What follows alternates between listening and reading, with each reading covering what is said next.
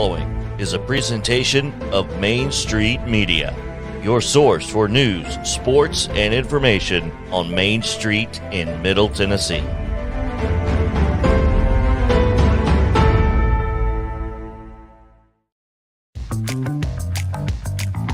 We made it to a Friday here on Main Street Sports Today. Welcome into the program. We will be joined today by none other than our regular Friday visit, Jeff Him, as with the Nashville Sounds as they continue their road trip out in Durham, North Carolina. Joe Rexrode, the Athletic Nashville, will also be joining us around 3 o'clock today. Talk a little college baseball and a variety of other topics, so please tune in for that. College baseball tournament begins today. The road to Omaha is underway. Also, NBA Finals Game 1 last night. Maybe a little surprise. We'll talk about that and other stuff as well as the weekend looms large and in charge in front of us. All that straight ahead. The band is back together inside our cozy, finicky studio here in Muletown. We get a little disco action going. The Hall of Famer Mo Patton on your screen left. The Sundrop Kid from Alabama, Chris Yao, and a yet-to-be-named special temporary guest, we hope, the bucket of water, sitting right there front and center. Welcome into the Freaky Friday edition of Main Street Sports Today. You know, there's no just water. Came in firing, didn't he? I guess so. There's no water dripping today. Yeah, all right. I don't know That's where. a good sign. I don't know where it went, and maybe it's just no more. Maybe it's just building up and it's going to come all at once. Well, you know, here's because I asked JP when I came in, it's like we still got a ceiling. And that's a Yeah. plus it's a positive. Positive. for now. Good question. Yeah, for now. Yep. Anyway, old Barry Buckets down there. Barry Buckets. Maybe that's it. Maybe that's it. No relation to Jimmy Buckets. No relation. No relation. Well, because Jimmy Buckets is no longer playing. He's not, and but you know who is Jimmy Buffett? No, Hmm. different guy. Just kidding. Close enough. Very confused. I've got on a that lot of there's too many rhymes in here. Too many rhymes. I don't know what to do about this lie. It's phenomenal. Yeah. Anyway, You guys still look pretty good. yeah. Well, Yeah, you look pretty good. Relatively speaking. yeah. I was about to say it's all relative. It is. It is Friday, and man, what a we got to turn JP. You're gonna turn that off. I can't deal with this. I'll take care of it. Unplug that thing.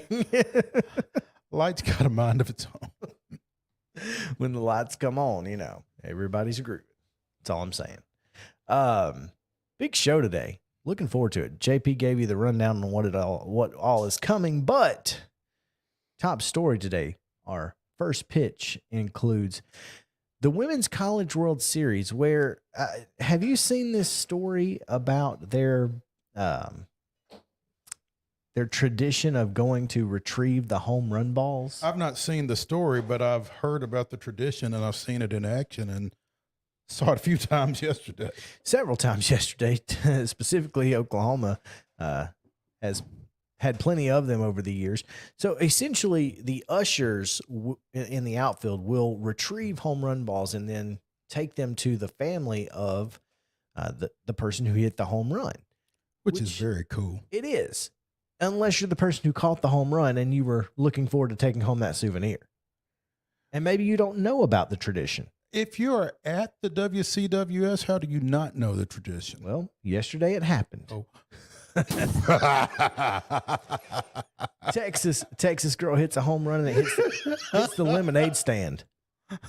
Hits a lemonade stand. Okay. Dad gets it and he's taking it to his daughter. And he's so excited to give his daughter the home run ball. Well, turns out he won't be giving his daughter the didn't. home run ball. Yeah, the ushers came over, explained the situation, and he was like, "Oh, okay." And so he gave the home run ball up, But he wasn't terribly happy. but because he was, very adamant about, well, I mean, I was giving this to my daughter. What's going on? They brought him another ball. There you go. And I think that needs to be the new tradition. If you catch the home run ball, You okay, should get give a that ball. one to. You should get a ball, and maybe you should get a signed. That'd be cool too. Maybe the ushers should have like one of those pouches that Like the umpires have, right? The extra balls. A ball bag? A ball bag. A ball bag. You And just have a carry that couple of around. those and Yeah. then tossing them out. Yeah. But I think better though.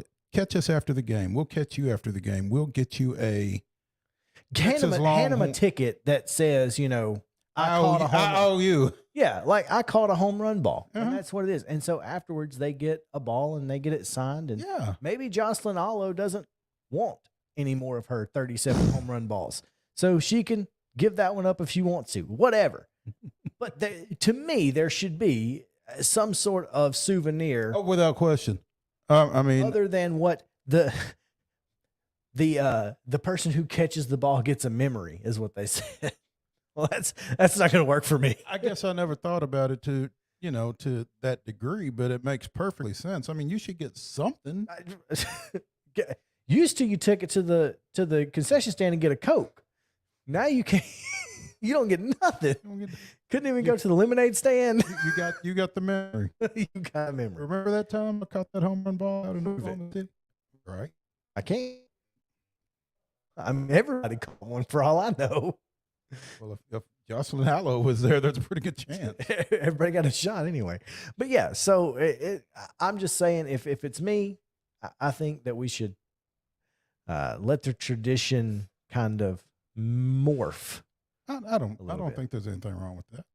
Anyway, Oklahoma was dominant yesterday, 13-2 over Northwestern with a pair of grand slams in back-to-back innings. Texas down number 5, UCLA 7-2, Mo, and that was a comeback win because UCLA scored early in that one. Yeah. Again, like I told you off air, it just makes you feel a little bit better about Texas beating Arkansas anyway. Florida with a win for the Southeastern Conference, which, like you posted on, rooting for Florida just because they're in the SEC is like rooting for the devil because they're in the Bible. Well, I have to give credit for that one. That one I stole from former Lady Vol, Natalie Brock, who played her high school ball at Ezel Harding. So yeah, we're not rooting for Florida. I was a big Beavers fan yesterday. They did not come through. Do you have your Beavers hat on? Did not. I need to get one though. Okay.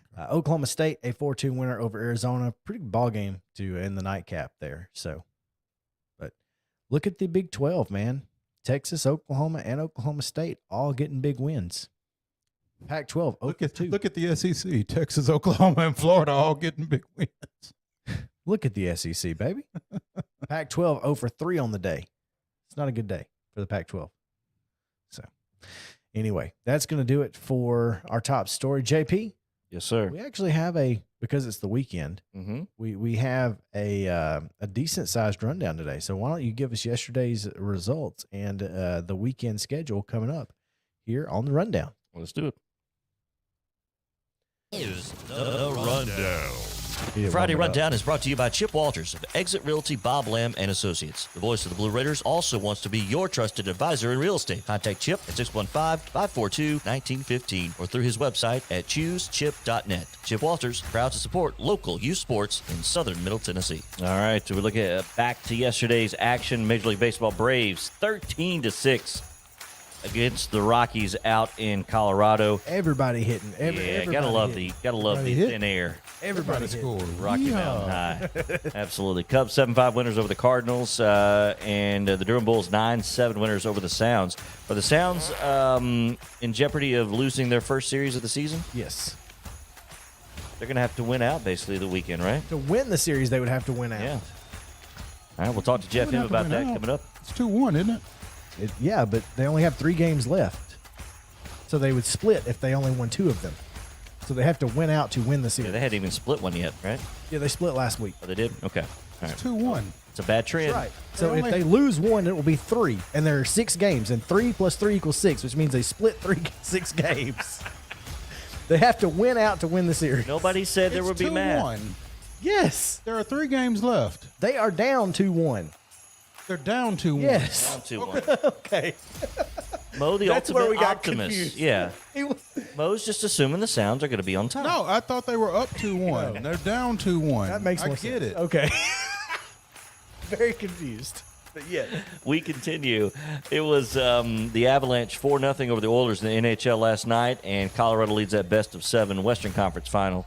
Series 2 games to none. In the NBA Finals, Game 1 last night in Golden State. Well, it was the Celtics with a 17-0 run, by the way, in the final few minutes. Ended up winning 120-108. It was 103-100 Warriors. And before you knew it, it was 117-103 Celtics. And speaking of Florida, Al Horford, big night last night. Ex-Hawk Al Horford. That's right. Yeah, that's better. It is. They better. had not lost a home playoff game in 2022. Yeah, they've been good. I still think Warriors win it. Women's College World Series, Chris touched on some of these. Texas 7-2 winners over UCLA. Oklahoma 13-2 over Northwestern. Florida 7-1 over Oregon State. And Oklahoma State 4-2 over Arizona. Looking ahead to the weekend schedule, the Braves continue their series in Colorado. 7:40 tonight on Apple TV+. Ooh. 8:10 tonight on Saturday on Bally Sports South, and 2:10 Sunday matinee, also Bally Sports South East. Sounds continue their series in Durham against the Bulls, 5:35 tonight. Tomorrow night, 4:05 on Sunday. College baseball road to Omaha begins. The Knoxville region includes Georgia Tech and Campbell at noon.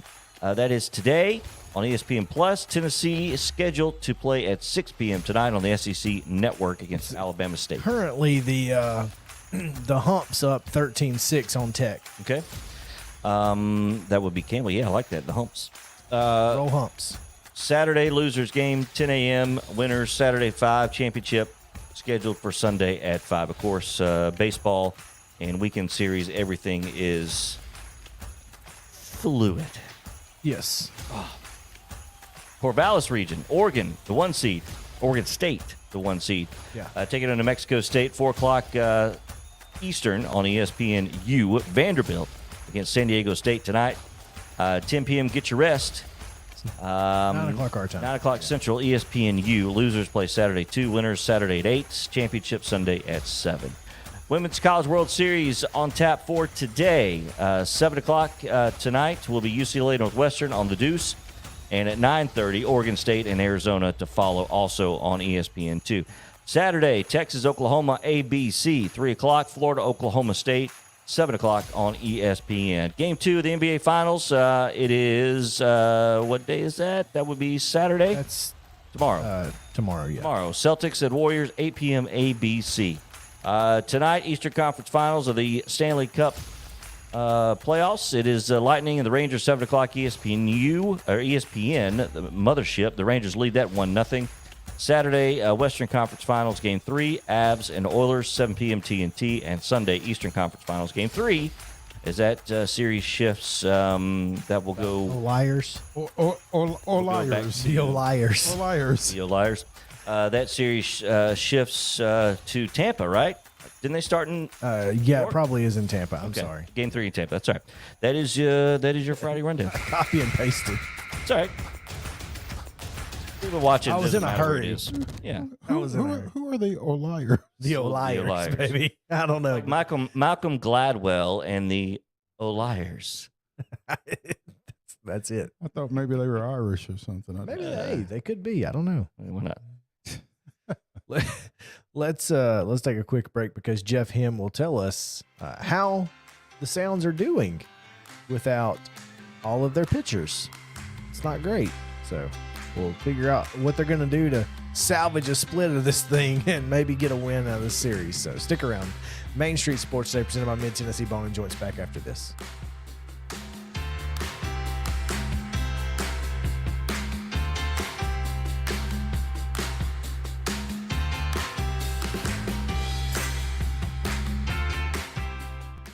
Mid-Tennessee Bone and Joint treats your orthopedic injuries and existing conditions. Our trained physicians will get you back in the game faster. Contact us at 931-381-2663 or www.mtbj.net.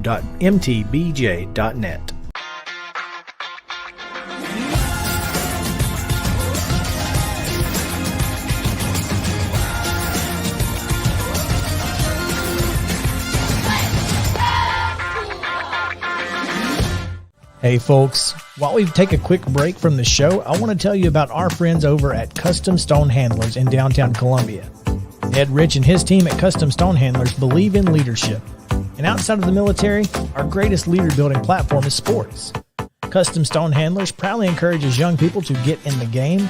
You can contact them today at 931-490-4990 or visit CustomStonehandlers.com. Jones and Lang Sporting Goods here in Columbia has been outfitting teams, officials, and anybody else from T-ball to college for 50 plus years. Be sure and check them out at 931-388-8060 or online at jonesandlang.com. Jones and Lang Sporting Goods, the look of a winner. Zion Christian Academy, ZionEagles.org or 931-388-5731. You can schedule your appointment. Go tour their campus. It is beautiful over there, and you're definitely going to want to see it. Again, it's ZionEagles.org. Give them a call, 931-388-5731, and schedule your tour today. Are you an enthusiastic sports fan? Want to have fun and get in on the action? Heck, yes. That'd be awesome. Have great attention to detail? Want to stay active? Definitely. Want to give back to the student athletes in your community? Obviously, yes. Then you'd make an excellent high school sports official.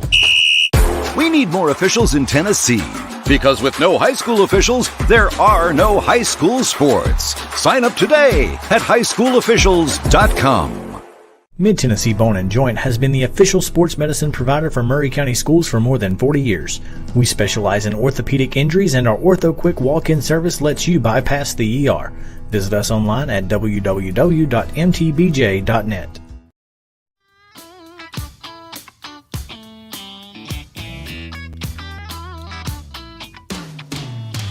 Welcome back in Main Street Sports Today, presented by Mid-Tennessee Bone & Joint. Chris Yalamo Patton here with you on this Friday, and boy, what a Friday we have coming your way. It's going to be super exciting. Hope you guys are ready to hang in, hang out, and hang on as we have a ton to get to. NCAA baseball, NCAA softball, NBA, Major League Baseball, and minor league baseball, as the Nashville Sounds continue their road trip. They've been on the road for about a week and a half now, and currently out in Durham, North Carolina, where they are 0-2 in the month of June, which is not great. But after salvaging a split in last week's series, they continue to try and keep their non-series losing streak alive this weekend against the Bulls. To do it, they'll have to do it without two of their best pitchers and one of their other best pitchers getting knocked around a little last night. So let's talk about it. How can the Nashville Sounds salvage the split or get a win? They can still win the series. They just got to win out this weekend. How can they do it? Well, we have play-by-play voice Jeff Him to talk about it. Jeff, welcome in. How are you, man? I'm doing well, guys. Can you confirm that Middle Tennessee still exists? Because I haven't seen it for a while. It feels like I've been gone a month. We are here, so we know Okay, Middle good. Tennessee State All right. exists. We were there. we are here, so we feel pretty safe in confirming that for you, Jeff. I know it has been a long trip. It's been a long week. Last week was a long week because I looked up Monday and saw a Sounds result, and I was a little thrown because, wait a minute, they're playing on Monday? And then I realized, okay, it's a Memorial Day thing. So you guys opened your series against Durham directly after finishing your series on Sunday in Toledo, then got an off day, then resumed the series in Durham. That had to be a little odd. It was a little odd. And we'll have that scenario again on the 4th of July, being home on the 3rd, playing. It's in Columbus on the 4th, and we'll have a Tuesday off day, pick up that series again on Wednesday. Teams draw pretty well typically on the holidays. People like to go to ball games. So, yeah, there are a couple of Monday exceptions this year that are not off days like most are. So it was a little bit different this past week. It's sort of a throwback to our old Pacific Coast League days where you're traveling the morning of the game that night. We don't have that as much anymore in this new format with the regular off days most of the time. So a little bit different, but the team played impressively on Monday given the travel. And Durham had already been here. They're on a 2-week homestand, so they were here waiting for us on Monday, and I thought the Sounds played really well in a situation that would be easy to just kind of, mail it in, make an excuse, and let's get to the off day. We're tired. They finished the Toledo series well. They were in jeopardy of losing that series, and they won the last two to get a split, and then won the first one here in Durham. So, what you could argue was going to be one of the toughest trips of the year, just because it is a 12-gamer and not 6 like most of them are. The team is 4-5. They're holding their own. Again, Durham's playing really well. The Rays are usually good. It was an impressive start to the season when the Sounds took 4 out of 6 from this team, and Durham's playing a lot better now over the last few weeks than they were at the start of the season, as it turned out. So it's a tough trip in a couple of different ways. Toledo's got a good offense too. I think these are two of the better, now that we've seen enough different teams 2 months in, I think these are two of the better teams the Sounds have played so far this year. So it's not been a bad trip. They're 4-5, and that's not the winning percentage that you overall have when you're 33-17. But a tough trip. There's been a ton of movement because the Brewers just got done with their toughest trip of the year. They went to a 3-city trip that involved a doubleheader against teams, the Padres, the Cardinals, and the Cubs. Tough division games, and go out west and back to the Midwest. And we saw Ethan Small make his major league debut on Monday. Jason Alexander made his on Wednesday and did great. He went 7 innings. So, the guys are going up, getting chances. Peter Strzelecki made his major league debut last night, gave them 2 good innings and got the win as the Brewers rallied. I mean, we're seeing some of the coolest moments of the season during these last couple of weeks, with guys just getting major league opportunities for a contending team and producing. I mean, there were a lot of positives in Ethan's debut. He got off to a good start with 2 innings, and then it kind of spiraled on him in the 3rd, and he's back and ready to improve and try to earn his way back up there. So there have been a lot of good things happening, and the stories of guys getting major league opportunities never get old, especially when it's a 29-year-old like Jason Alexander, who's had to grind for everything. He's never been a prospect. He wasn't drafted out of college. He's had different organizations. He's dealt with injuries, and he's just kept going. And man, has he earned a chance up there. And it was really cool to see him do as well as he did on Wednesday. So a good trip in a lot of ways so far, even if the Sounds are 4-5 in the win-loss record. Jeff Hem, voice of the Nashville Sounds, with us here on Main Street Sports today. And obviously there's a lot to get to, but you mentioned one thing, Jeff, and I wanted to get to that real quick. These Monday holiday games, like you said, they tend to draw well. Kind of unfortunate for the Sounds that both Memorial Day and 4th of July are going to be on the road for them, so they don't really get to get a great deal of advantage out of that. But as you said, those do tend to be quite well attended and pretty exciting situations there. Yeah, and I just want our fans to know that we're home on July the 3rd, and that's the way the AAA schedule always used to be made up.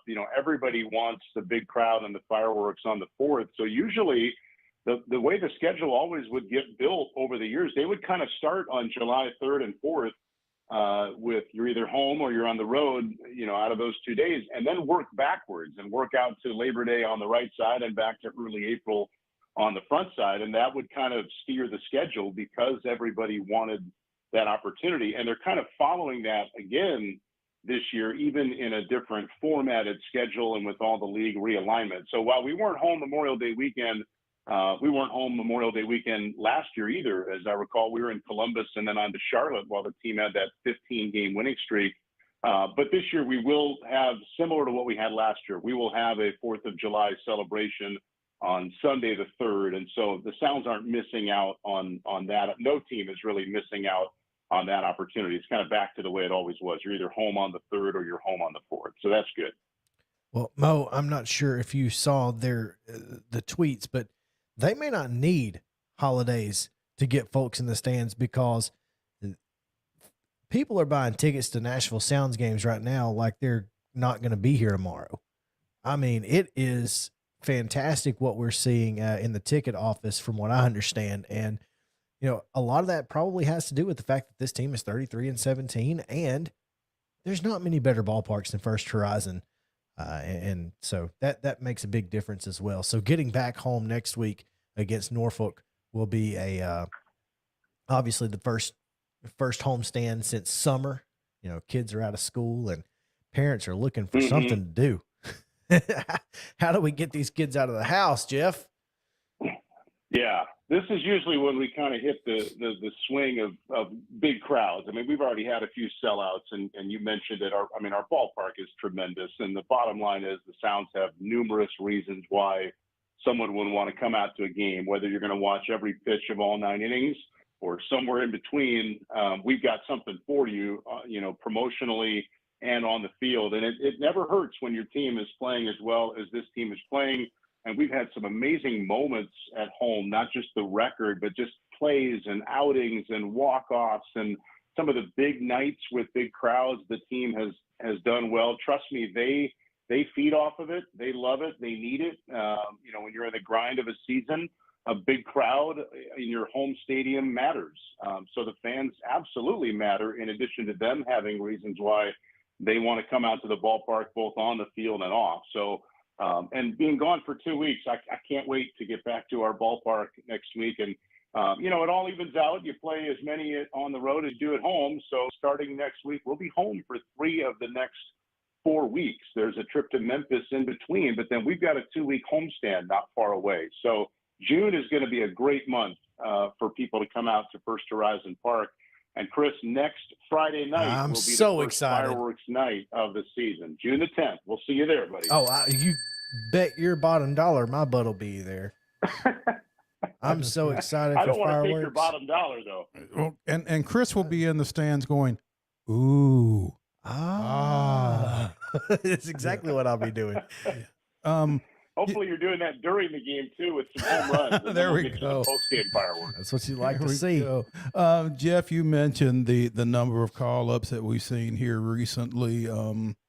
Ethan Small going up, Jason Alexander going up. The backside of that is the guys that are replacing them on the Nashville Sounds roster aren't necessarily the same caliber of moundsmen, and thus, the 4 and 5 mark to some degree on this current road trip. What have you seen out of the guys that have come up and made those starts and filled those roles for Nashville?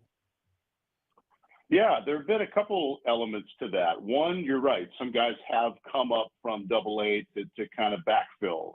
Zach Venero is one arm from AA who's come up, and he had a good outing and got a win the other night in Toledo. Nick Bennett was a draft pick of the Brewers a couple of years ago out of Louisville.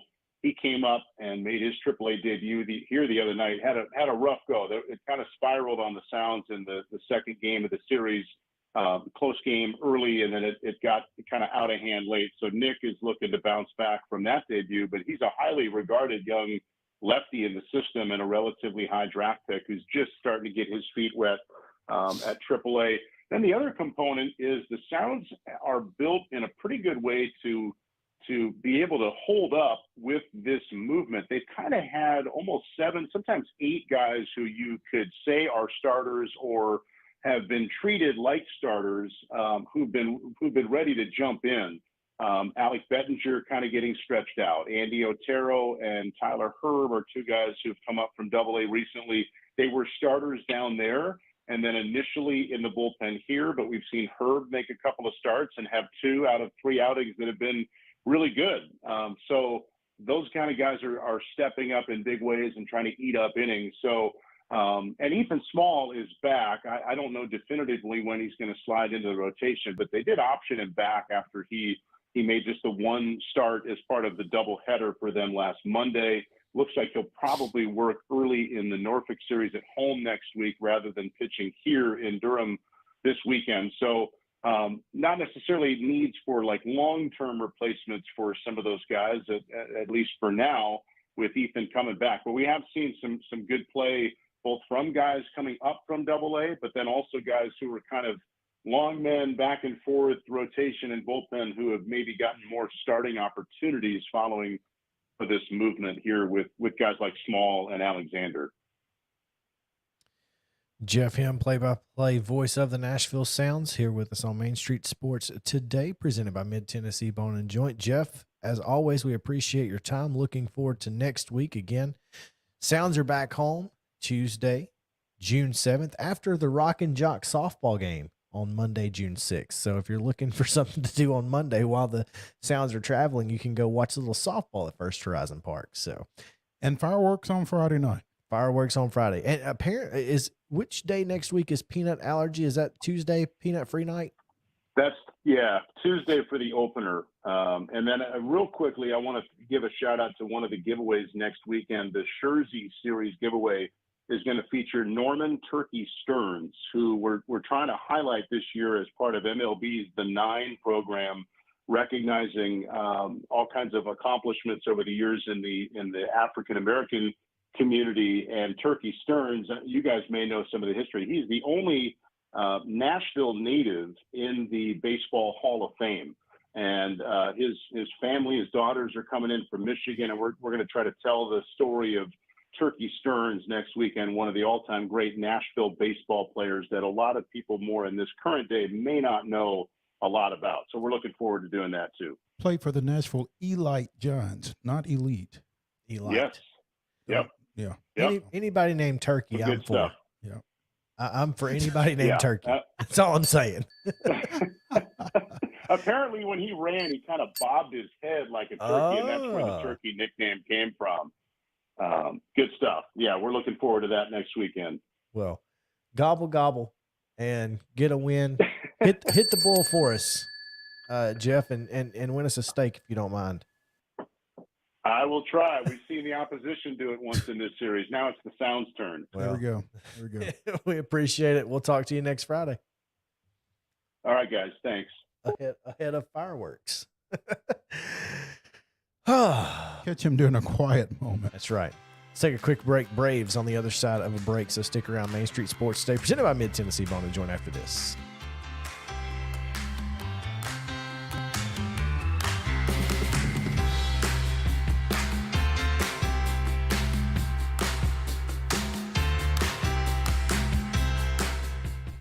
Mid-Tennessee Bone and Joint treats your orthopedic injuries and existing conditions. Our trained physicians will get you back in the game faster. Contact us at 931-381-2663 or www.mtbj.net.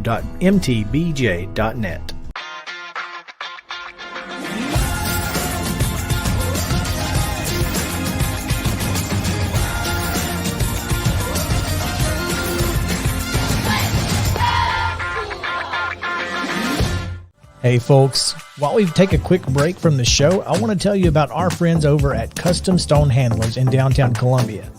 Ed Rich and his team at Custom Stone Handlers believe in leadership. And outside of the military, our greatest leader building platform is sports. Custom Stone Handlers proudly encourages young people to get in the game. You can contact them today at 931-490-4990 or visit CustomStonehandlers.com. Jones & Lang Sporting Goods here in Columbia has been outfitting teams, officials, and anybody else from T-ball to college for 50-plus years. Be sure and check them out at 931-388-8060 or online at jonesandlang.com. Jones & Lang Sporting Goods, the look of a winner. Zion Christian Academy, ZionEagles.org or 931-388-5731. You can schedule your appointment. Go tour their campus. It is beautiful over there, and you're definitely going to want to see it. Again, it's ZionEagles.org. Give them a call, 931-388-5731, and schedule your tour today. A game without a crowd is just a scrimmage. A performance without an audience is just a rehearsal. Without your presence, high school sports and the performing arts aren't possible. Ensure that these essential extracurricular activities continue to enrich the lives of students in Tennessee.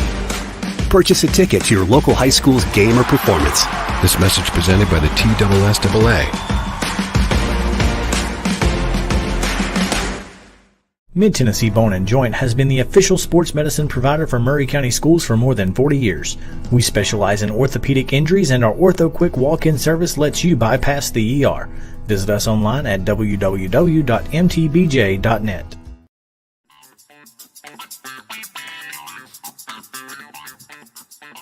Welcome back in Main Street Sports Today, presented by our friends at Mid-Tennessee Bone and Joint, a division of TOA.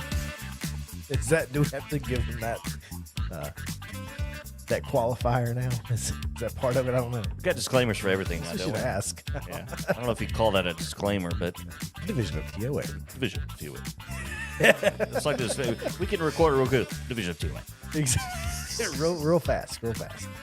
Hey, Mo, yesterday, and we'll get to the Braves here in a moment, but the Yankees had a home run. I forget that their leadoff guy. What's his name? Anyway, whoever it is has a mustache. I didn't know that you were allowed to have a mustache. For Their New York. starting pitcher yesterday had a mustache too, because I just happened to catch highlights. It's just no beards. I happened to catch highlights from the Angels game because Shohei did not fare well. No, he did. He gave up a leadoff home run. But they're starting. The Yankees starting pitcher had a Matt mustache Carpenter. as well. That's who it was. Matt Carpenter. Oh, him. So Carpenter goes yard and is donning a mustache. I didn't know that was a thing. I didn't know you were allowed to have a mustache, but apparently the facial hair only applies to beards. So you Or can have a goatees. mustache, Mustache only. but no beards. But I can imagine, back in the day, I guess, I thought it was clean shaven. That's what I thought the rule was. But apparently it's not. Well, I can't remember. Did Don Mattingly have a mustache when he was with the Yankees? Ooh. Maybe. You should probably bring it back. They've had like a middle school mustache. I bet Reggie Jackson had a mustache with the Yankees. So of course that was Reggie. He might have. Reggie had whatever he wanted. Yeah, I mean, what were you going to tell? You gonna tell Mr. gonna tell October? Mr. October? You got to shave. Yes, Mattingly did in fact have a mustache while he Interesting. played. Well, for, he's Maybe there he's were Mattingly. exceptions. Yeah. I mean, it's like former Nashville Sounds manager Trent Jewett once told me, I don't manage every player the same. I manage every player the way they deserve to be managed. By the way, I've got, for whatever that's worth, the Wikipedia appearance policy for the New York Yankees. that will help. Yes. Okay. Since 1976, the New York Yankees have maintained a strict appearance policy specifying that players' hair must not touch their collars. Okay. And that they may have mustaches, but no other facial hair. There you go. George Steinbrenner, obviously, the father of that. Don Mattingly mentions was taken off the Yankees lineup for a day when he refused to cut his hair back in 1991. I mean, you see him now and you go, that guy was a Yankee. Hey, Donnie had the flow going, man. Yeah. Yeah, So you could still have does. a mustache. So you can't. So there you go. I didn't realize. I guess I never really thought that much about it because I try not to think that much about the Yankees. I just happened to see it on my Twitter. Yeah. Because the Yankees put leadoff stash mash or something. And I was like, wait, a stash? You can have a mustache? hold that's on. the only reason that Hold up. that's how it got onto my radar. On your radar. Anyway,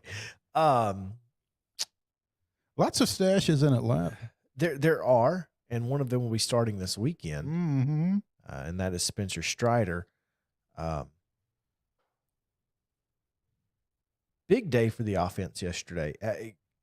Exactly what you expected from this type of offense. Now, of course, you're in Colorado, where I'm sure that they use dead balls on purpose.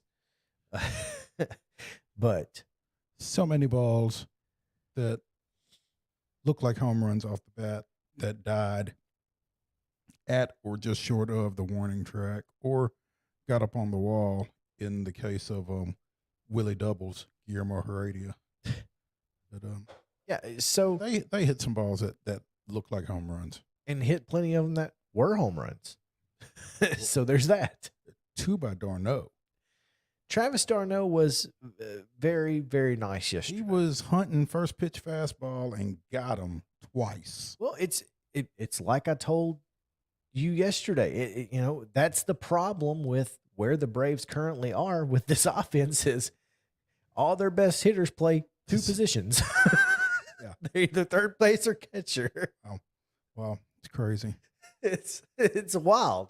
So, But the positive is you got a great outing out of Ian Anderson. They scored some runs. Colorado scored some runs, but that's to be expected during Colorado. yeah, I mean, if you are going in there as a visiting team, you have to realize you're going to give up some runs. Your visiting pitchers have to know you're going to give up some runs. The offense has to know you're going to give up some runs, so you're going to have to score some runs or you're going to get embarrassed.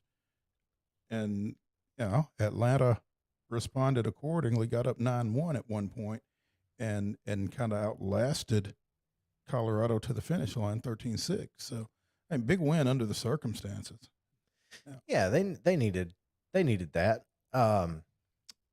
Problem is that now they've won 2 in a row, so tonight's not looking great. Currently going to bet on the Rockies. You're going to lose. No, I'm not.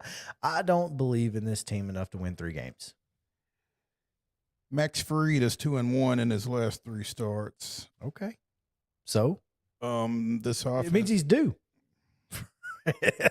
this offense has scored nearly 9 runs in its last 3 starts. I think they win this ball game tonight.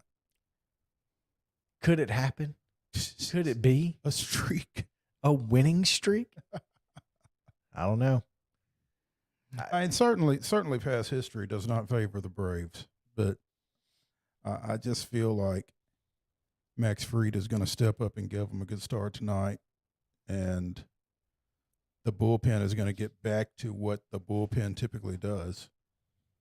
Well, Chad Kuhl 4-2 on the year, 3.56 ERA, has struck out just 38, walked 18, and has given up 5 home runs.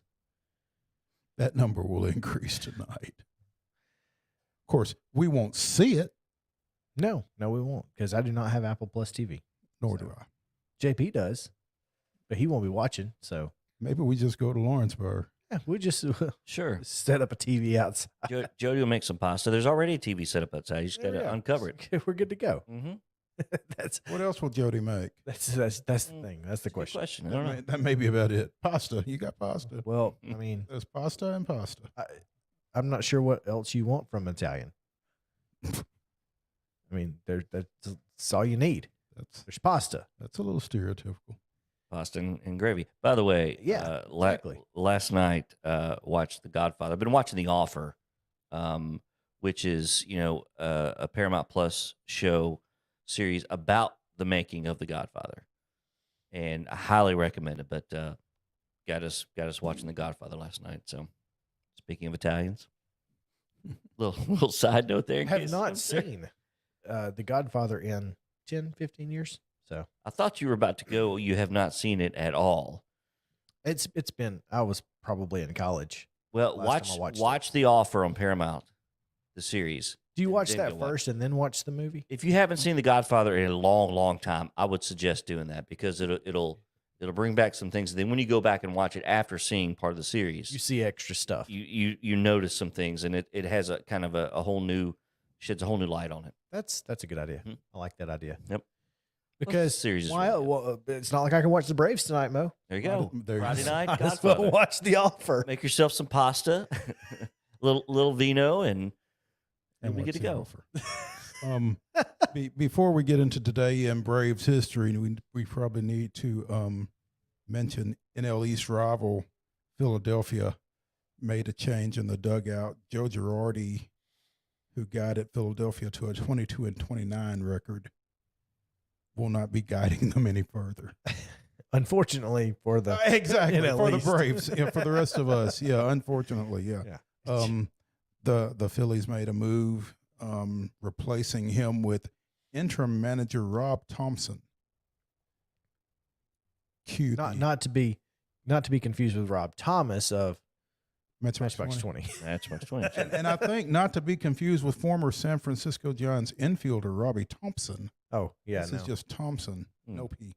Played So- alongside Will Clark, correct? Correct. In yes. that era. And yeah, Matt and Williams. Matt and Williams that at bunch. third.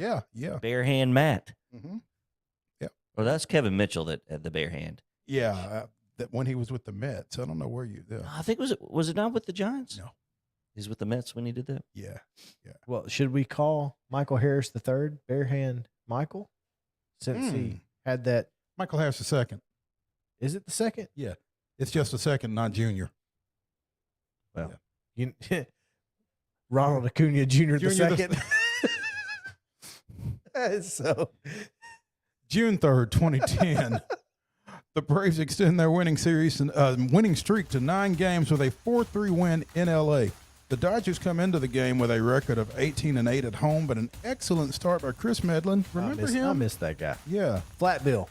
Oh, God, I hated that. Coupled with Troy Gloss's fourth homer in 5 games, propels Atlanta to the win. Johnny Venters filling in for the unavailable Billy Wagner, and an injured Takashi Saito records his first Major League save. And this is the beginning of Brent Bell. Yeah, it's interesting because, 1, Billy Wagner should be in the Hall of Fame. 2, Troy Gloss, the last first baseman not named Freddie Freeman to make a start on opening day at first base before this year. And that was in 2010. Like that, it's amazing that was more than a decade ago that, Billy Wagner and Troy Gloss played for the Atlanta Braves. Yeah. It doesn't feel like it's been that long. No, it does not. It doesn't. So, and Takashi Saito, I forgot he even existed. Like, legitimately forgot he existed. So, all right, let's take a break. We got a potpourri of topics to broach in the next segment. So, y'all come back. You hear? That wasn't supposed to happen.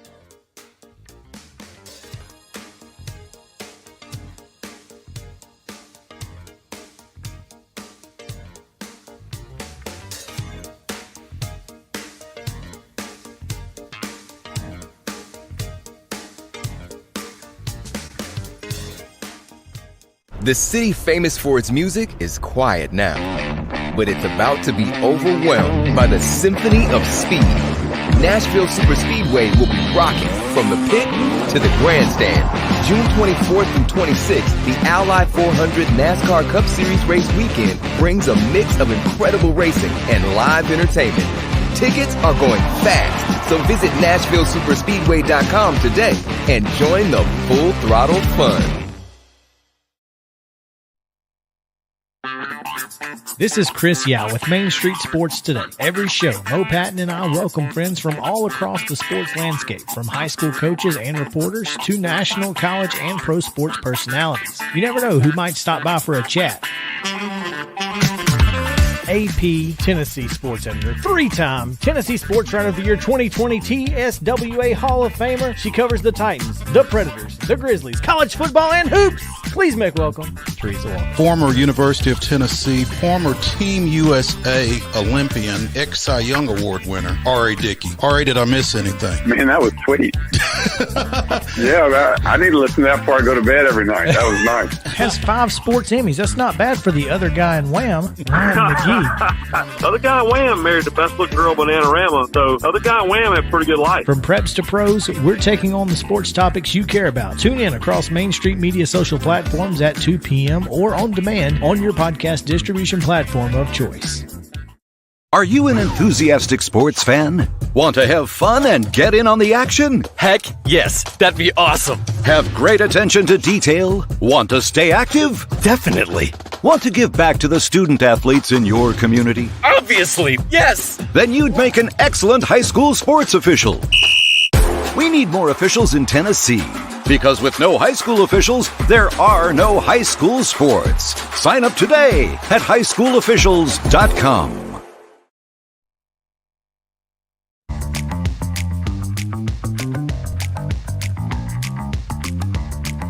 Second half action in store for you on this Friday edition of Main Street Sports Today. We'll be joined by Joe Rexrode coming up at the top of the hour from the Athletic Nashville, a potpourri of things to get in discussion with him.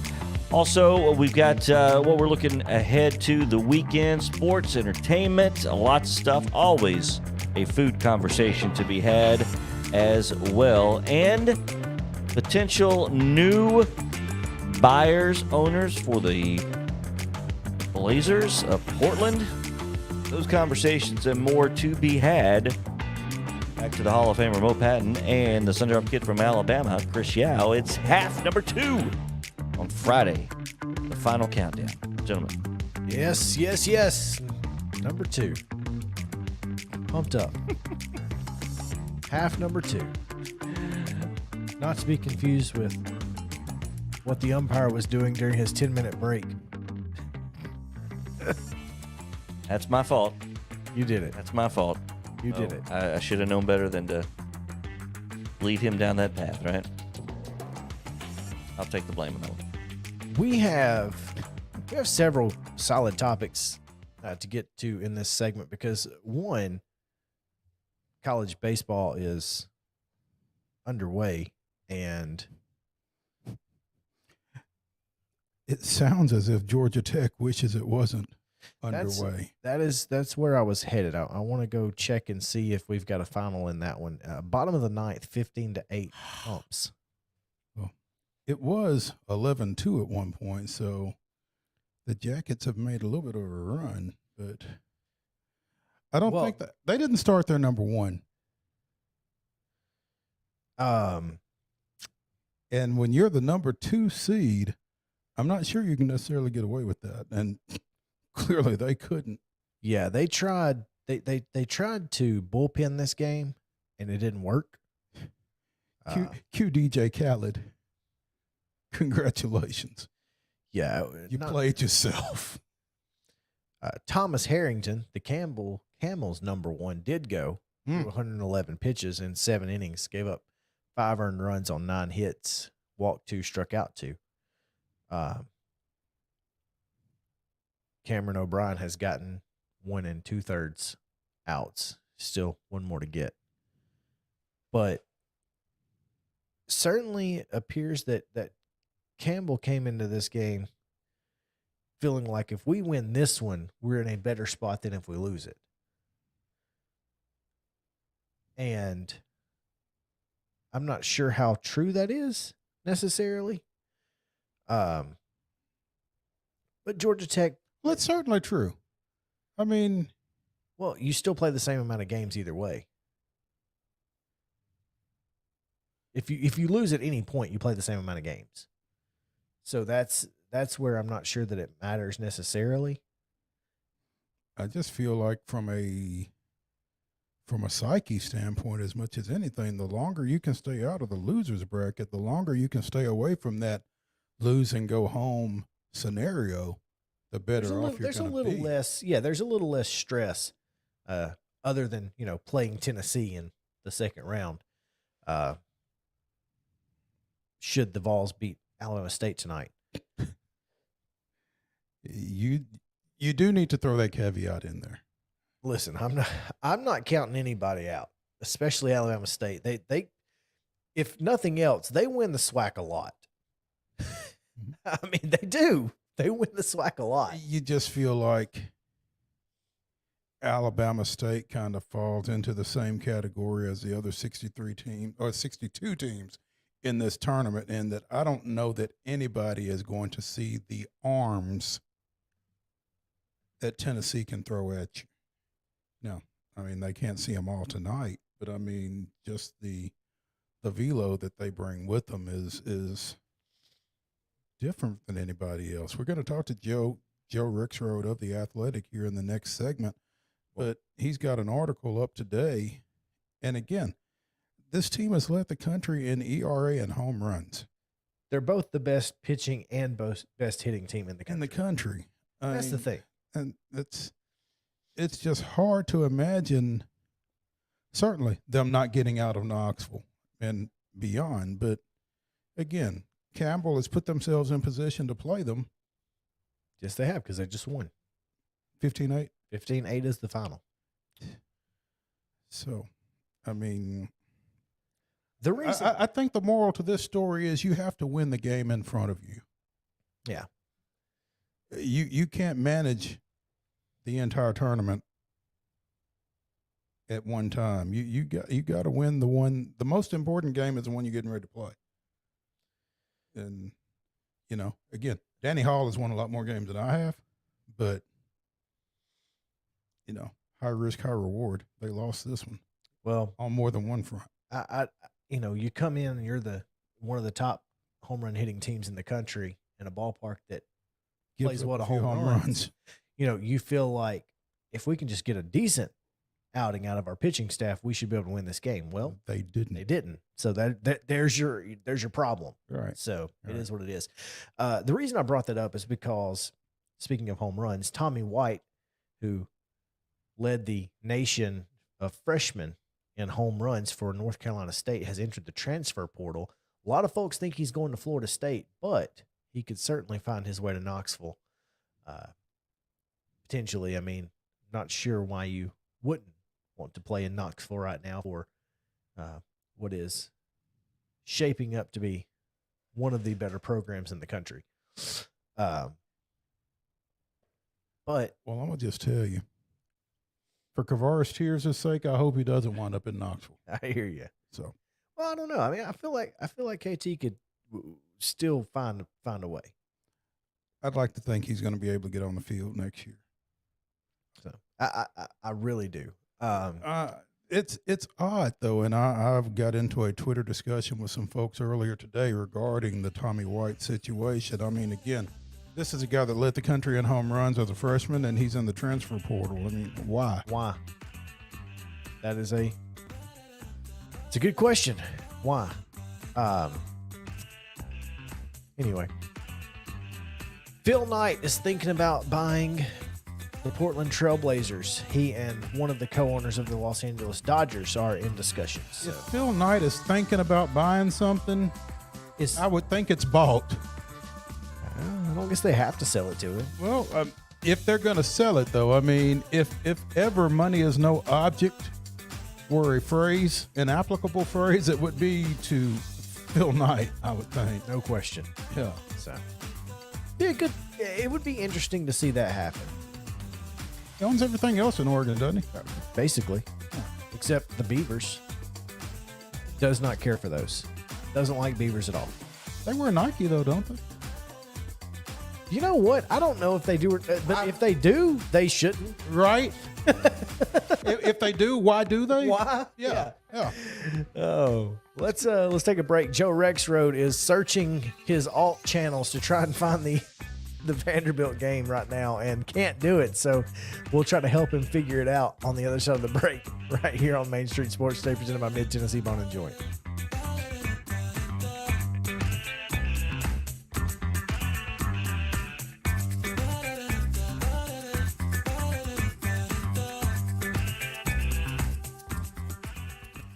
Mid-Tennessee Bone and Joint treats your orthopedic injuries and existing conditions. Our trained physicians will get you back in the game faster. Contact us at 931-381-2663 or www.mtbj.net.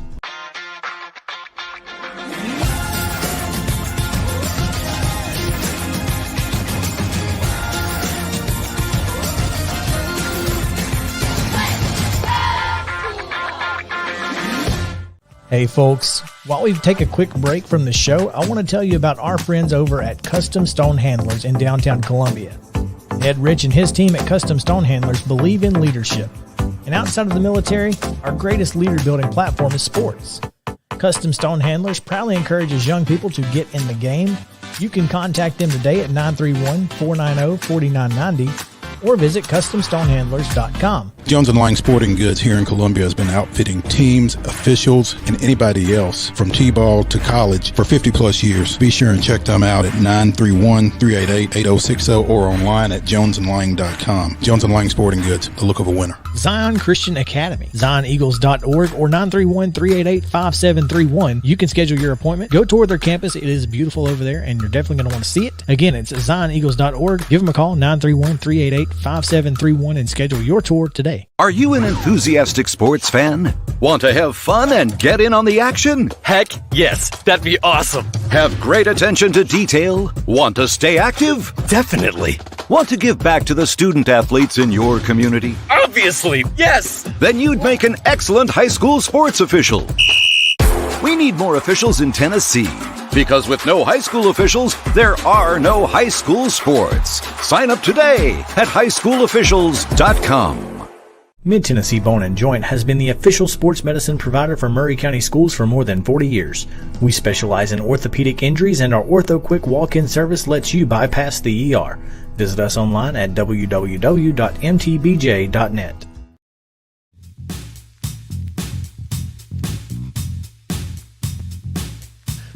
Welcome back in. Main Street Sports today, presented by Mid-Tennessee Bone and Joint on this Friday edition, as we have just a couple segments to go.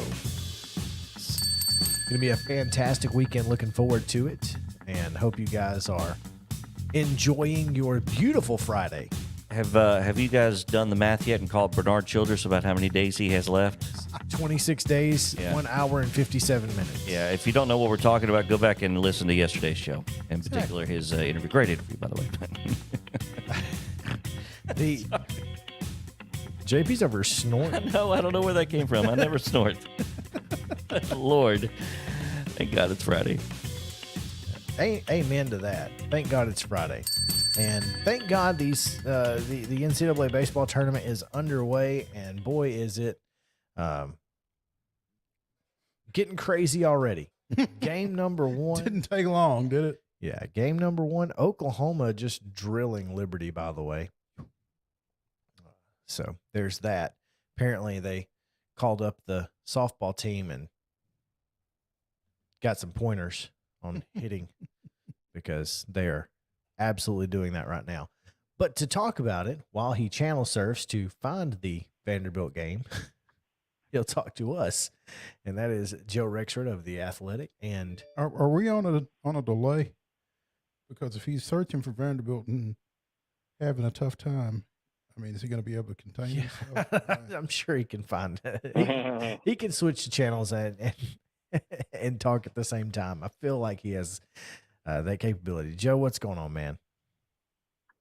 Well, actually, I got to thank Lauren High on Twitter because it's on ESPN News. So there you go. Thanks, Twitter. So there you go. Thanks, Twitter. Scheduled for ESPNU, but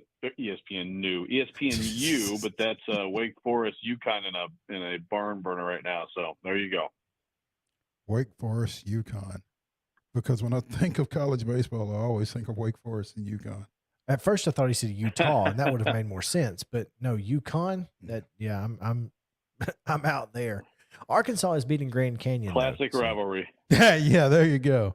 There you go. Obviously, you'll be keeping an eye on the goings on in Knoxville later tonight between number 1 national seed Tennessee and Alabama State in the opener over there. But Joe, a great piece earlier today on The Athletic regarding that number 1 nationally seeded Volunteer team and the history that they're kind of fighting against. Yeah, well, thanks, Mo. I appreciate that. Yeah, it's that one guy said he was a hack, so I don't know. There was one guy. That's all I saw. There's always one guy. I'm called much worse. Yeah. Well, yes, and he also said that basically every single Tennessee win is a result of luck this year, if I read him accurately. So that is an incredible run of luck for the Vols. But every break went their way. Yeah. I'd rather be lucky than good, I guess. I guess, right? But yeah, it's interesting. It's just amazing to me. I think actually the first person I heard this from this week was Aria Gerson, who is doing a really good job, by the way, covering Vanderbilt baseball for the Tennessean. She was tweeting at me because I had like a tweet about, balls in the field. And she was like, the last 1 seed to win it was Miami 99. I'm like, is that true? And I was like, gosh, it is. Like, they went to the 64 team field in 99. So then that's the year they started, 8 national seeds. And that's the only time the 1 has won it, which I think is pretty wild. I mean, some years the 1 and the 3 and the 5 may be indistinguishable, so you gotta keep that in mind. But some years that's not the case. This year that's not the case, and it's just pretty amazing to think that it's 8 times more likely in this 22 tournament sample size for a 1 seed to not get to Omaha than to win. Say that again. Well, so 8 of the 22 1 seed. I said it's 8 times more likely. Okay. I mean, that may be taking a liberty with the numbers, but I mean, based on what we've seen, 8 of the 1 seeds have Didn't not get made there. it to Omaha, And one is one. And one of those, of course, and one of those was, of course, Vanderbilt in 07, losing to Michigan in the regional. So you just had to remind us Alan Oaks. Alan Oaks is still alive and well, huh? Jeez. That's right, Alan Oaks. Yeah. Yep. Stunning, And so, yeah, the idea was basically, is there anything, are there any common threads?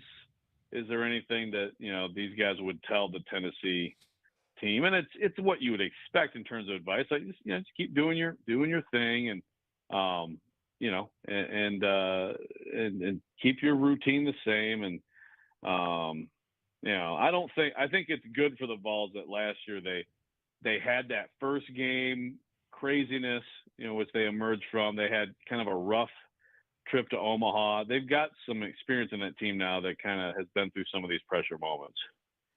This team and the way they go about their business, Joe, I mean, it just feels like to me that if anybody is going to be immune to pressure, maybe it's this bunch, just because they are so loose. Yeah, I'm with you. I think that's it's a useful thing. No question. They have a ton of fun. Now, granted, it's even more fun when you're up 10-2 in the fourth. It makes it easy to have fun. So I still think they're going to be coming up against some real, tough moments in this tournament at some point. And it's just hard to believe they're going to absolutely mop the floor with everyone they see. But I agree with you. I think that they have a clear closeness. I know some people don't like, some of the stuff that they do, and I get that. But to me, it also speaks to how close they are, how tight they are, and how they really don't like. I think it's from Tony Vitello down. Like, don't take yourself too seriously. Don't take this too seriously. It's supposed to be fun. And if there's a little trash talk along the way, I think they have a couple guys like Drew Gilbert in particular. That's just like, that's how they gear up, like between the lines, they are just dogged competitors. There's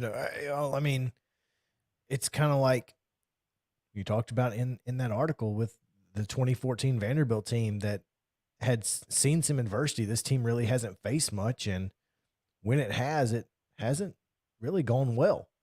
So how do they figure it out from here? And that's going to be the big question. I'm obviously, being the 1 seed makes it supposed to make it a little bit easier, but certainly hasn't been the case over the history of this tournament. So after seeing what you saw in that early game against Georgia Tech and Campbell, like Mo said in the last segment, you got to win the game that's in front of you. So the best way to win this tournament is just win the next game. Yeah, exactly. But those fighting Camels look pretty good. Roll humps, took it right? to Georgia Tech. That's right. But yeah, that's the thing. And it's interesting with that because I know like some Vanderbilt fans were hoping Tim Corbin would not start Carter Holton today because, there are coaches who think in terms of, okay, you got to try to expect to be in like the good winners bracket game Saturday. That's what you save your ace for. But, Corbin, for example, he's like, you got to win. And of course this Vanderbilt team has to look at it that way anyway, but he said all across the board, he's stopped doing that. It's like win the next game, whatever the next game is. Who's my best chance? Okay. The good thing for the Vols is, they're going with Tidwell, and then they're going to go Dolander tomorrow. And then I'm not sure if they win, if it would be Chase Burns or Drew Beam. But the thing is, they have an ace level weekend, high level weekend starter to be long relief if they don't stumble at all. Not to mention really good arms that are normally in the bullpen. So they are to me built for this kind of weekend, and then they're built for the super regional kind of weekend, and for a grueling 10 days in Omaha. That pitching depth and just pitching in general I don't think gets enough attention for them just because they mash the ball so much. As you mentioned it, Joe, again, they got 4 arms to win 3 games this weekend, theoretically, and this is a team that, as dominant as they've been through the regular season and through the SEC, they may be built for the postseason from a pitching depth standpoint. But you mentioned Vanderbilt and Carter Holton starting this game tonight against San Diego. And I guess my question is Carter Holton Vanderbilt's number one at this point, or is it Chris McElvain, or how do they perceive those two guys at the top? Well, I mean, based on recent performance, Carter Holton had 24 straight scoreless innings, all against SEC teams. Of course, now he just gave up a run, though it's not his fault. I think that's over now. It's 1-0. It's 1-0. 1-0 San Diego. We'll see. Nothing on him. It looks like it's at least 2 errors in there. But anyway, I would say right now it's Holton. Even though he's a freshman, I mean, he's been pitching a lot better than McElvain of late. I mean, obviously with McElvain, he's a very good pitcher, very capable. Devin Futrell, I think has been the midweek guy. I think he's really good. I think he's going to have a big role this weekend. They need Patrick Riley and Christian Little. I mean, they need those guys who I think have a lot of talent, really good stuff. They need them to have their best. If they could get all those guys kind of back how they were pitching before the LSU series, then I think they could get out of this weekend. They could get the supers. It's just whatever the heck happened when LSU came into town. It's like everything, like 4 wheels fell off at once almost, and they're trying to, get back to how they were playing before that. It's tough to have a no-hitter going and already be down 1-0. That's rough. Not right ideal. That is rough, but no question. Joe Rexrode of The Athletic here joining us. I don't know. The road to national championships runs through NCAA.com, the home of college sports. Michaela Chester here with NCAA Digital. I'm joined by the D1 baseball guys, Kendall Rogers and Aaron Fitt. The D1 baseball field of 64 has been unveiled, guys. College World Series, June is coming up. What is your biggest takeaway from the bracket? I want to hear you guys' opinions. Really do. Kendall, start with you. I think the biggest thing for me is when you look at the top 8, you've got teams like Texas A&M who were not, didn't even make the conference tournament last year. Being a top 8, you got Oklahoma State, a team that we all thought. Coincidence. And I talked with her a little bit about this last week, but I don't think it's a coincidence that Nashville is the first city listed in her piece. It's still early. There's still a lot. If you read the story, it's an extensive story. It goes pretty in depth on WNBA's financial situation and everything. And there's still a lot of things that are up in the air and uncertain. But I think if things proceed the way the league wants them to, and if Nashville, if there's a strong bid made and everything, I think there's a good chance, and I think it makes sense. I think it makes a huge amount of sense, just given the history of women's basketball in this state and in this region. I think it makes perfectly good sense that if they're going to expand to non-NBA cities in particular, that Nashville would be certainly on the list and probably at the top of the list. Like you said, in this article here, they are the first city mentioned. And again, I just think it makes perfectly good sense. I think it's exactly what's going to happen is that if they're going to expand to a non-NBA city, that Nashville's got to be it. Yeah. No, I think so too, and then it would be interesting. The venue question would be interesting. You could make a case for municipal or Bridgestone, but I don't know. I don't know how you guys feel about that. I could see a case made both ways, but there at least are options, and. I think the city would. I think there'd be a great chance for some really good support for that team. Joe, with the age that there is on municipal, might either Allen Arena at Lipscomb or the Curb Center at Belmont, might they be in play? Mm-hmm. I like the Curb Center. Yeah, that's yeah. I would. I mean, I like the Curb Center a lot too.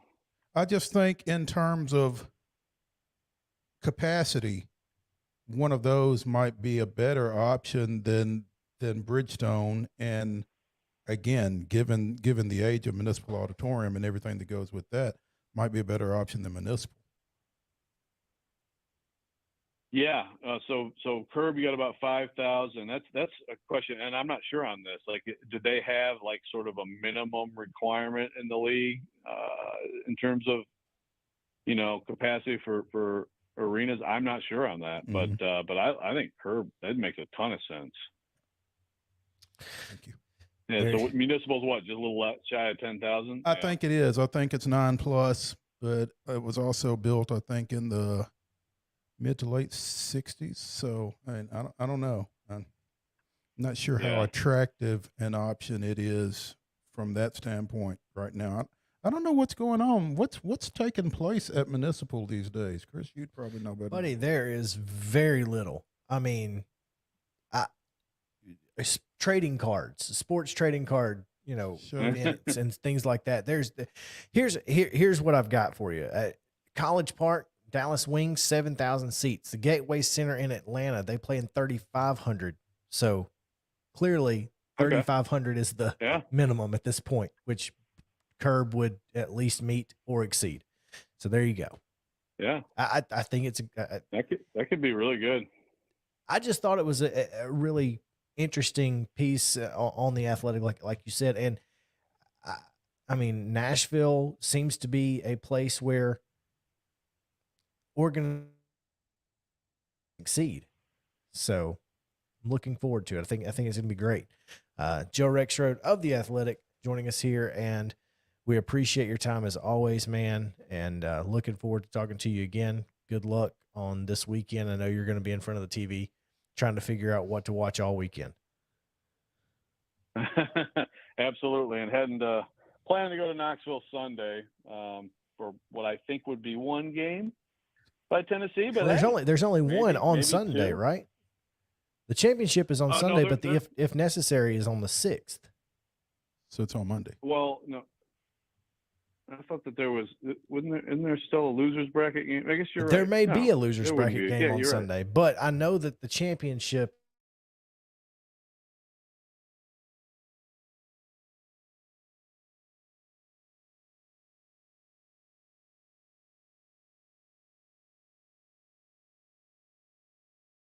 early game there he is. At night. Yeah.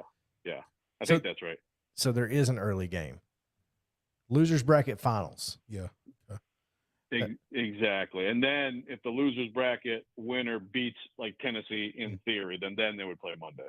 Again. Gotcha. Yeah. So you should that's be a lot of pitching to use. You should be okay. Yeah. So anyway, we appreciate it, man. Take care, and we'll see you down the road. That is Joe Rexrode of The Athletic. Mo, before we get out of here on this particular subject, the SEC, according to John Talty, hasn't reached an agreement in principle for the Southeastern Conference Baseball Tournament to remain in Hoover at least for the next 2 seasons. So the fact that they just keep doing this for 2 years is a little frustrating and a little... I think they really want to come to Nashville. I don't know what the holdup is. The fact that Hoover built 4 entire baseball fields, the exact dimensions of the Hoover Met, because the SEC asked them to. For what? I mean, I don't because the SEC asked them for 4 practice fields, the exact dimensions of the Hoover Met, and they built them. So to just keep giving them a little bit here, a little bit there, just to see how much more they'll do, that's BS. Either make a commitment or don't. The city of Hoover has made a commitment to the Southeastern Conference. The Southeastern Conference is not living up to that commitment. That's my opinion. I'm sticking to it. And that's their backyard, as you know. Yeah. That's what I don't understand. Yeah, that's their home base. It doesn't make any sense. Make a decision or leave. It would be cool to see them in Nashville, though. Would it be great? Absolutely. But that's the holdup, is they just keep giving them just enough to see how far they'll go to keep it. They keep proving they deserve it, I guess. Hard to argue that. They keep proving that they're willing to spend the money to keep it. Yeah. But that doesn't, I mean,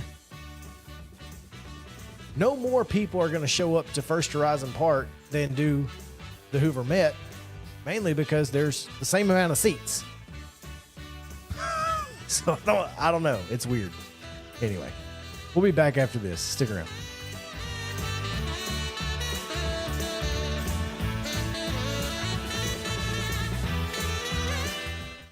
Mid-Tennessee Bone and Joint treats your orthopedic injuries and existing conditions. Our trained physicians will get you back in the game faster. Contact us at 931-381-2663 or www.mtbj.net.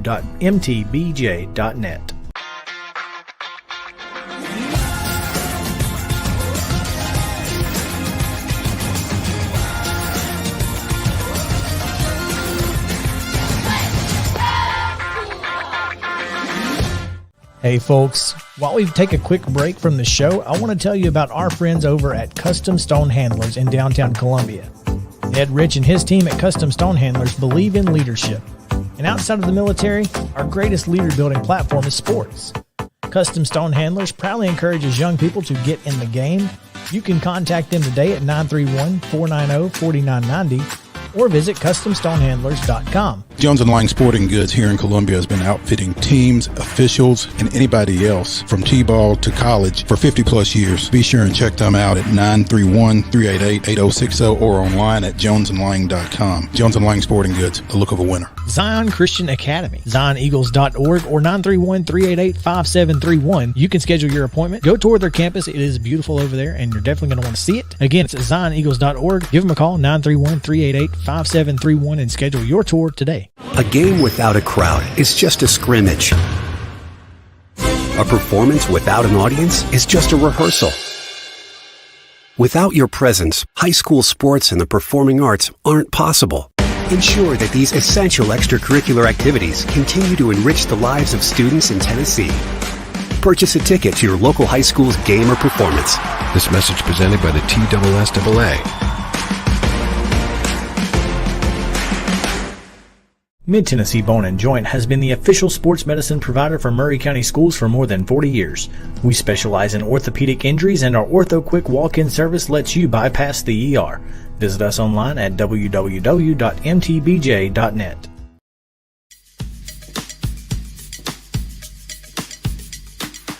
Welcome back in. Final segment of this Friday edition of Main Street Sports Today, presented by Mid-Tennessee Bone and Joint. Fellas, we got 5 minutes. What y'all doing this weekend? Well, whatever y'all are doing is probably more exciting than whatever I'm doing. So I got a wedding on Sunday. I'm apparently doing some umpiring on Sunday. Ooh, look at tomorrow. Hope you don't have to, take a 10-minute break in the middle of the first inning. And I certainly hope that Grassland isn't one of the teams you have to umpire. I'll not be umpiring in Grassland, but I don't know where the teams will come from or who they will be. But matter of fact, no, I take that back. I hope it is Grassland. I hope it is. I would pay. I will come and watch if Mo says Grassland is playing and it's a 12U game, I'm gonna go to wherever he's at. Who was it? Was it Steve Harvey or was it Cedric the Entertainer that talked about I wish? Wish. Yeah, it's the Wish Creed. Yeah, that's Cedric. Yeah. No, that's us, bro. 3 and 4. 3 and 4. Mm-hmm. I wish. I hope nothing goes wrong. No, we wish. We wish. Anyway, no. So it's a little umpiring is never a bad thing. You make a little cash. I got paid today from my last umpiring gig. So and was just texted to see if I was available on Tuesday or Thursday of next week, and I gave an affirmative because I got nothing better to do now that there's no high school sports to cover in the evening. So. On Tuesday, I will be covering post-19 seniors Scott Beasley's season opener at Columbia State. We should have an article on the weekend on the nicknameless post-19 seniors and their upcoming season. The nicknameless, huh? Yeah, they have no nickname. They've never had one, right? They've never had one. And that's by design now, I assume, right? It is. It is. They have resisted attempts to place nicknames upon them. Sure. So it is what it is. Before I umpire on Saturday, there's an event. And again, we've had an article in Main Street Murray on mainstreetpreps.com. Beach wrestling. Yeah. The USA Wrestling Organization has sanctioned a beach wrestling tournament. Not the Buccaneers. Like sand beach. BEA. Gotcha. At first, I was like, why do we care about beach wrestling? But now I get it. Okay. I was with me. You. Yeah. I was like, okay. There will be a wrestling event held at Hayden Beach, BEACH. Gotcha. There you go. Beach volleyball facility in Spring Hill, starting at noon tomorrow. Registration closed last night, so if you're not signed up, you're not wrestling. Okay, so wrestling on sand. Wrestling on sand. So they just have like a circle instead of a mat. It's in sand. Exactly. Interesting. And I've never seen it, but I'm looking forward to it. Very, very fast paced. First wrestler to 3 points wins. Okay. You get a point if you force your opponent out of the ring. Gotcha. You get a point for a takedown.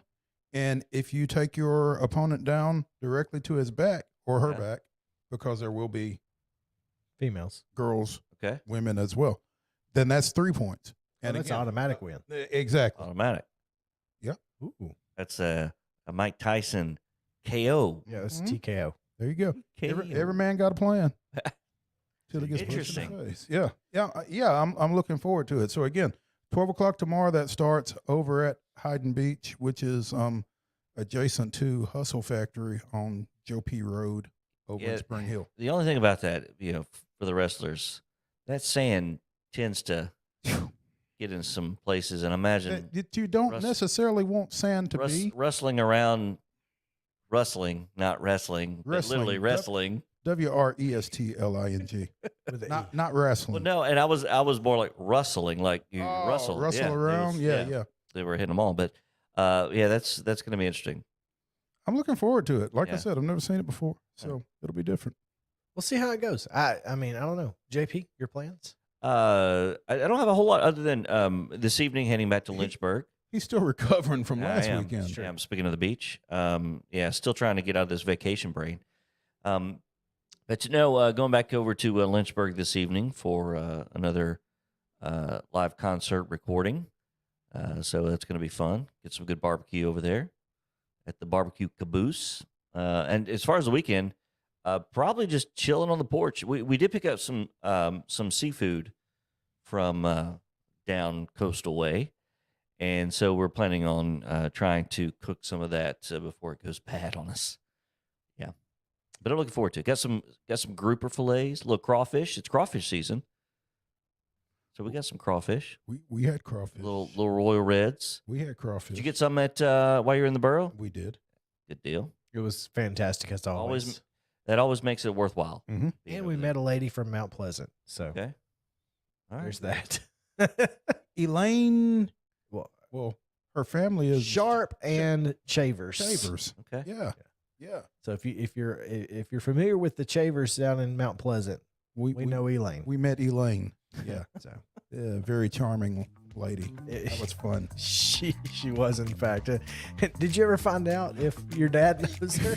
You know what's crazy? I'm not talking to my dad all week. Oh man, nuts. Well, you had to find out. She apparently worked for the railroad. Okay. Now, did she know who the two of you were? Oh no! I had no idea who we were. She does now, though. She does, and we know who she is. I was wondering if your reputation had preceded you. You try to keep that low, right? Thank goodness. Thank goodness it had not. All right, folks. Come back Monday. We got a full week next week, and I'm not sure we're going to make it. Yeah, we got to work 5 days. We do expect to have newly named Trevecca women's basketball coach Karen Booker on the show on Monday. So check back with us on that. We have yet to secure a second guest, but we'll get somebody. Probably somebody to talk about this one of these baseball series. Maybe so. Either Tennessee or Vanderbilt or both. That'd work. So we got plenty to get to. And Women's World Series next week.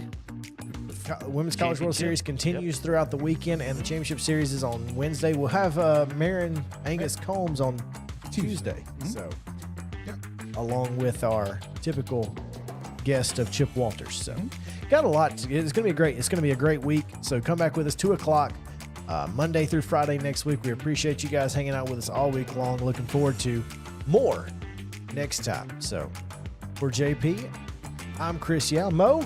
Ladies and gentlemen, the weekend.